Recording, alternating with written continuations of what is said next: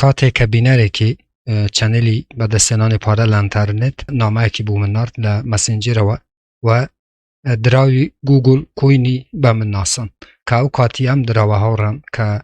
ئەو کەسە خۆشەویستە کە نامەوێ ناوی ئەو کەسەی بڵێ خەڵکی دۆهۆکە لەبەر بەڕێزی و شەخسیەتی ئەو کەسە نامەوێ ناوی کەسەکەی بڵێم لەم ڤیدیۆیدا کە ئەو کاتی بە 28 دولاری بوو و بە من گوت کە نزیکەی پێم وابی 2 دەفتەر یاخود 3 دەفتەر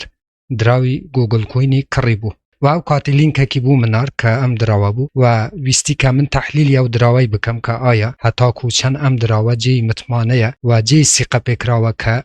بکڕیت بوو ئەوەی هۆڵدی بکات کە پێشتر کڕی بوو ئازیزان بەڵام ویستی زیاتر ڕابگرێ بۆ ئەوەی زیاترین قازانج بکە لە هەمان شەودا کە من تەحلیلم بوو دراوی ئەلکترۆنی گوگل کوینم کرد بە ئەو بەڕێزەم ڕاگەیان کە دراوەکان بفروشە چونکە چەندین تەحلیل هەیە کە ئێمە دەکەین ئازیزان و بۆمان دەرەکەوێ کە ئایا ئەم دراوە هەتاکو چەند جێی متمانە و سیقە پێکراوە ئەو کاتی کە بە کەسەکەم وت بەڕاستی بە 28 دولاری فروشت واتە دوو دەفتەرەکەی یاخود 3 دەفتەر چکە بە هەرزانتری کڕی بوو بە چەند دولارێک بە وتەی خۆی 3 دەفتەر و بیرم نییە زۆر یاخود 4 دەفتەر قازانجی کرد ئەو کاتی کە بە 28 دولاری فروشت دیسانەوە کەسەکە هەستا بوو لە هەمان شەودا ساحب شەریکەی یاخود لیدێرەکانی ئەو دراوان پێوت بوو کە دراوەکە دەچێتەوە 50 دولاری و دیسانەوە چوو بوو بە 28 دولاری دراوەکەی کڕی بوو مانگێک پێ نەچوو کە دراوەکە زۆر دابەزی و کەسەکە بەڕاستی زەرەری کرد هەروەکو دێنانەوە چەنێلی یوتیوبی بەدەستێنانی پارە لە ئینتەرنێت کە من لێرانە کە ڤیدیۆی 26 بەشی شەشەم باسی گوگل کوینم کردووە کە لێرانە ئاماژەم بە 96 سنتی داوە بەڵام لێرانە سفرێکم زیاد کردو ئازیزان هەلەی نووسین بووە واتە مەقسەدمەوە بووە کە دێتەوە 96 سنتی و دیسانەوە لێرانە ئازیزان هەروەکو دێنە خوارەوە کە من چەندین ڤیدیۆ لێرانەشم ئاگاداریەک دایتە بە هۆڵدێرەکانی گوگل کوین هەروەکوە بینم ڤیدیۆی 49 بەشی پێنجەم کە دیسانەوە بە چەندین دولارێک بوو کە بە خەڵکانێکم بوت بفروشم بە هۆڵدێرەکانی گوگل کوین بۆ ئەوەی بەڕاستی زیاتر زەرمەند نەبن لێرانەش ئاگاداری هەروەکوە بینن و هەروەکو دێنە خوارەوە دیسانەوە بەڕێزانم ببورن لە سەرەوەتر ئازیزان ئینزارێکی جددی بوو هۆڵدێرەکانی گوگل کوین ڤیدیۆی 14 بەشی شەشەم واتە من لە ماوەی تەقریبای 2 مانگە 3 ڤیدیۆ لەسەر دراوی ئەلکترۆنی گوگل کوینم دروست کرد ئەم دراوە ئازیزان کە لێران هەروەکو کە ئینزارم بە هۆڵدێرەکانیدا دووبارە یەکەمەوە کە ئەم دراوەی بفروشن و لێران ئازیزان پێم وایە بە چەند دولارێک بوو چونکە هەروەکو گوتم کاتێک ئێمە تەحلیلی دراوەکانەکەین بەڕاستی بۆمان دەرەکەوێ کە ئەم دراوانە هەتاکو چەند جێی سیقن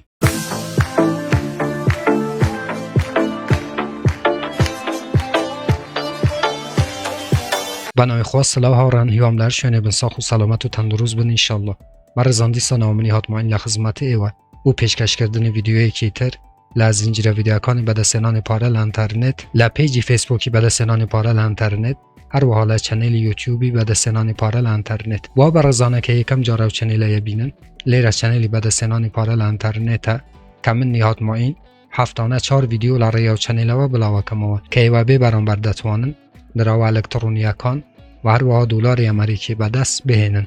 بۆ ئەوەی ئێوە هیچێک لە ڤیدیۆکانی داهاتوو لە دەست نەدەن کە من بڵاویانەکەمەوە چەنێلەکە سابسکرایب بکەن زەنگوڵەی تەنشش چالاک بکەن بۆ ئەوەی هەر کاتێکەمە ڤیدیۆ یەک ئاپلۆد دەکەم یاخود بڵاوەکەمەوە یوتوب لە ڕێی نۆتیفیکیشنەوە ئێوەی ئاگادار بکاتەوە و یەکەم کەس بن کە بێن ڤیدیۆکەم ببینن بەڵێ ئازیزان هەروەکو لە بیداتی ڤیدیۆکەم بۆ ئێوە باس کرد کە من پێشتر 3 ڤیدیۆ لەسەر دراوی ئەلکترۆنی گوگل کوینم دروست کرد کە بەڕاستی و باسی ئەو برادەرەشم کرد کە خەڵکی دووهوک بوو و ئیتر نامەوێ شتەکان دووبارە بکەمەوە کە بەڕاستی ئەو کاتی کە گوگل کوین بە 28 دولاری بوو مارکێت کەپەکەی لێرە پێشانیەدا و مارکێت کەپەکەی نزیکەی 600 ملیۆن دولار بوو واتە سەروی 600 ملیۆن دولار بوو بەڵام هەروەکو لێرانە ئەبینن ئازیزان مارکێت کەپی نەماوە لەناو کوین مارکێت کەپ و هەروەها بە هەموو وڵۆمی 24 کاتژمێری ئەو دراوە بوویتە 634,000 دولار بەڕێزان 634,000 دولار نەک ملیۆن دولار واتە ئەو دراوە لە 600 ملیۆنەوە ئێستا مارکێت کەپی بوویتە چکە لێرانە مارکێت کەپی نەماوە ئێمە تەرکیز لەسەر وڵۆمی 24 کاتژمێریەکەین کە بوویتە 634,000 دولار جا لیرانه استابه 36 سنتی عزیزان کچی ده لساتاش برای هلکشان چوه ولم هر وکو بینن هفته به هفته یا خود مانگ به مانگ او دراوه براستی هر برو داکشانه و چاوره او بکن که زیاتر داب کشه و صفر که دی کم بکاته و براستی انزارم پیشوی که بم شویه هولدرکانی نرخیم دراوی ببینه من پیشتر انزارم به هولدرکانی دا که براستی هم دراوی بفروشن چون که دمزانی که ام دراوه تیمکی باش نیه و هیچ فیلتره که آنتینا پاراندوه بابتی کریپتوکارنسی بوی زانیم که دراوه که دیتا و سنتی و چاوره یواز من که بیتا و پوینتی بلام زور کس داهتن جوینیان به منادال جیر کامنتکان و اندازانی که صاحبی شرکه گوگل کوینن و اندازانی که من باشی او خلکم ناوه و اندازانی اگر مشتکی باش بلیم تنها بو اوه یک ویو سابسکرایب بو چنلی خوم زیاد بکم اگر تو پیاویت وره برانبری من استقصی بکه پشگیری لکسی که عرب تکر که خلکی نزانم قطر امارات دوبای نزانم خلکی چیه آتیه لیرانه براستی سریع و خلکی همو گره داوه و بم شویه مارکت کپی 600 میلیون دلار بطالی کردیتاوه و زوربه خلکانی کردستان آگام لیا چند هولدریش پاره انقرد کربو براستی او دراوان کریبو مایه پوچ بون و سرمایان همو لدز دا لری کسی که عربه وکله هر وکو گوتم لولات که عربی هاتوه کوینه اندانه و توی کرد دی پشگیری لو کسی یکیت و دی جنیو بمنه دیت لیوتیوب بو اوی من شتیباج بو خلکی بلا وکم و براستی خلکی ما ضرر من نبی چونکه هر کس هر تاکی که کرد لو کردستانه که ضرری پی بگاد براستی من آزاره که زوره بینم و اموی لری ام چنیله و زانیاری گشتی خلکی ایما بچتا سرابو اوی نکونه داوی او جوره دراوانه که هر وکو بینن ضرر که زور به خلکی ایما داوه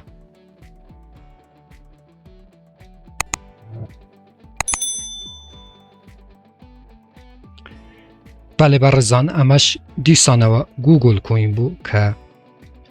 براستی زورم پی نخوش بو که نرخه که بم شویه دا بازیوه و زوربه خلکی ایما ضررمن بون که من پیشتر پیشبینی اوام کرده بو که ام دراوه زور داده بازی و چندین انذارشم به ایوه داگ هر وکو گوتم 3 ویدیو لناو چنل هیا که گوتم دراوه که بفروشن بو اوی کمتر ضرر بکن بلام اوانه که بجیان کردم دستیان خوش بی و دراوکان فروش و ضرر که کمیان کرد بلام اوانه که براستی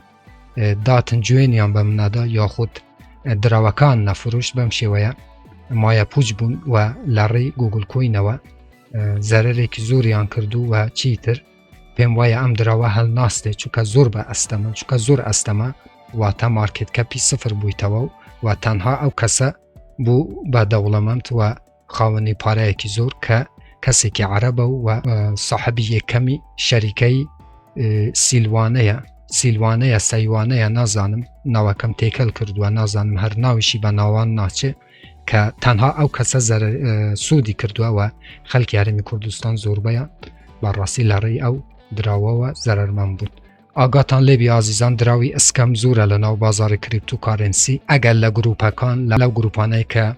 گروپی تلگرامی کردستانن یا خود کسانی کن به ناوی ما مستعتی دین بو خلکی هنده دراو به خلکی اناسنن که ورم بکرن بونمونه لناو کوین تایگیری نازانم لناو چند اکسچنجی تر لیست دبید او ایشای مکن برزانم براستی او دراوانه که پیشوی ایوه بکرن بونمونه ده و به ایوه علیم بکرن و به تایبتی دراوه سینیاکان براستی 100% فیکن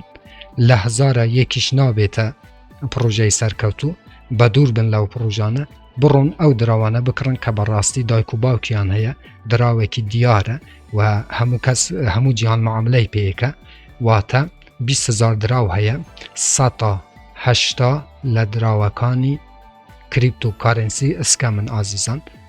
تکاتان لیکم جیبا و کسانه مدن برون تحقیق بکن منیش لری او چنیل و زانیاری تا ندمه بو اوی نکونا داوی او کسانه بو برن که ویدیو کم درش کرده و بلام دیستانه و پیویز بو که من ویدیو لسر گوگل کوینی درست بکم و هیوادارم که کمترین خلکی ما لری هم دراوه و ضررمن ببید هر رخنا کامنت بسیاره که بو لجیر ویدیو علی چنل یوتیوبم بنوسن من بچه وان جواب تانه دماوه تا ویدیو یکیتر وبسایت یکیتر اپ یکیتر و هر برنامه یکیتر همو تان بخوای گورس برم و یار و پناهی و بید خواتان لگل